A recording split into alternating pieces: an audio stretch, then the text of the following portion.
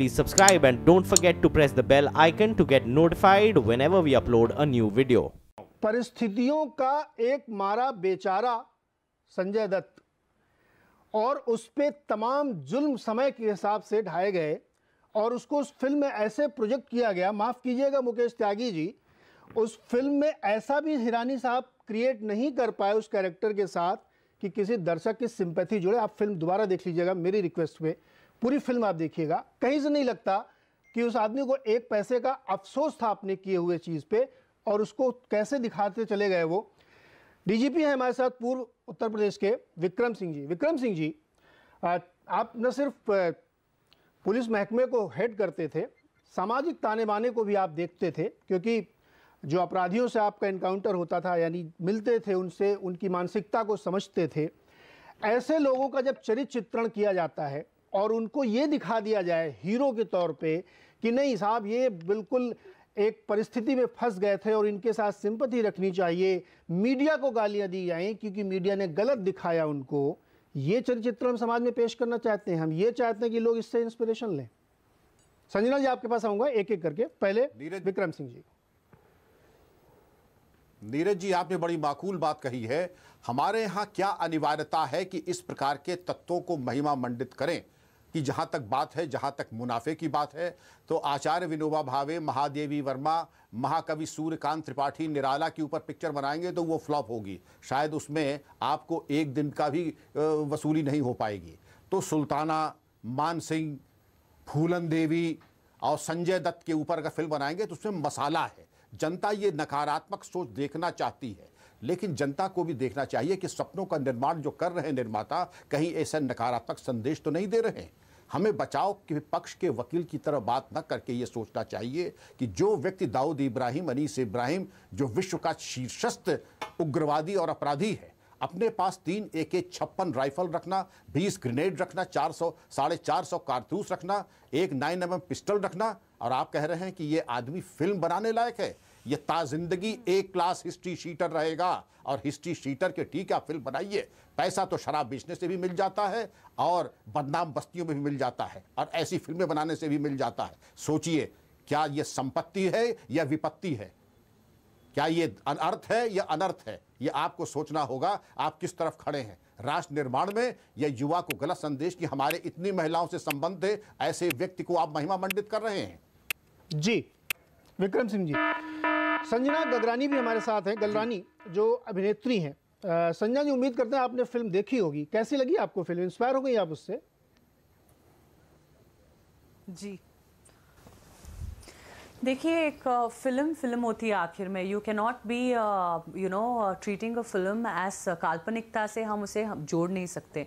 एक फिल्म इसीलिए बनाई जाती है ताकि वो बॉक्स ऑफिस में बहुत ही बड़ी हिट हो। First point of view, producer बहुत पैसे बनाए, डिस्ट्रीब्यूटर बहुत पैसे बनाए और हीरो भी बहुत पैसे बनाए। ये एक रामायण की कथा नहीं है जहाँ पे आप जाओ और बहुत कुछ सीख के वापस आओ, या ना ही ये महाभारत है जहाँ आप जाओ सीख के आओ कैसे अभिमन्यु ने युद्ध जीता था। ये एक एंटरटेनमेंट बेस्ड फिल्म है। कोई किसी से जबरदस्ती नहीं कर रहा है कि आप जाके वो फिल्म देखिए, और अगर फिल्म बनी है, सुपर डुपर हिट हुई है, अगर आपको मनोरंजन अच्छा लगता है, आप जाके ये फिल्म देख सकते हैं। और रही संजय दत्त की इमेज की बात, उनकी फिल्म को लिया गया है, वो खुद ही कंफर्टेबल है, उन्होंने राइट्स दी है। Rajkumar Hirani is a super big director, he has taken this as a opportunity, he is made a beautiful film.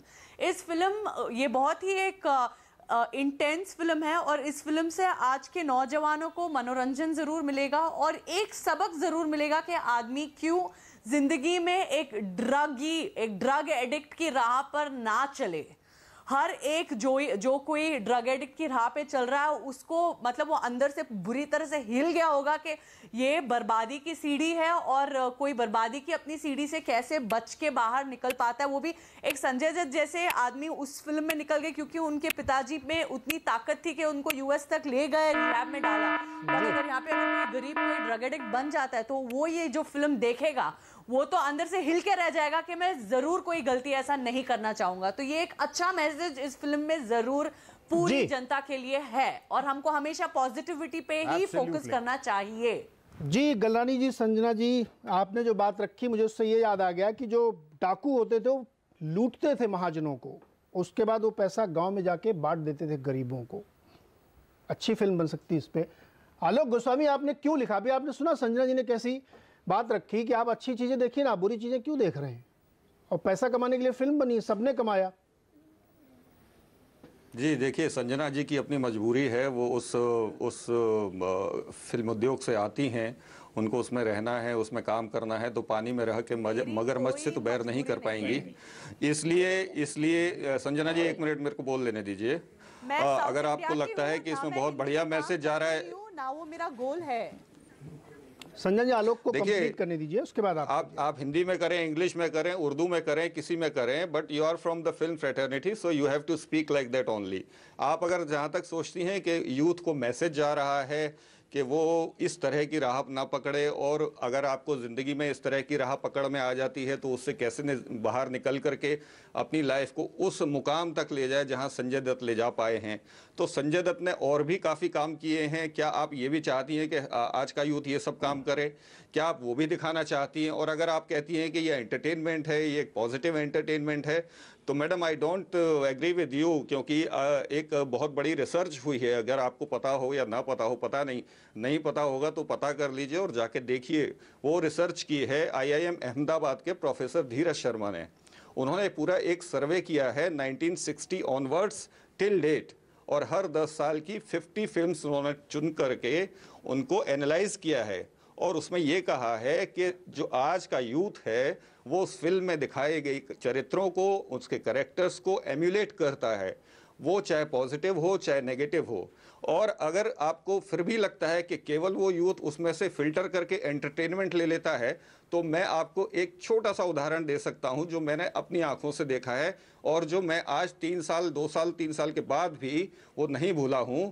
मैं आपको बताता हूं, हैदर फिल्म आई थी, अगर आपको याद होगा, जिसमें कश्मीर के टेररिस्ट पर पूरी कहानी बेस्ड थी, कश्मीर के टेररिज्म पे थी, और उसमें हैदर का जो कैरेक्टर था वो एक टेररिस्ट का कैरेक्टर था।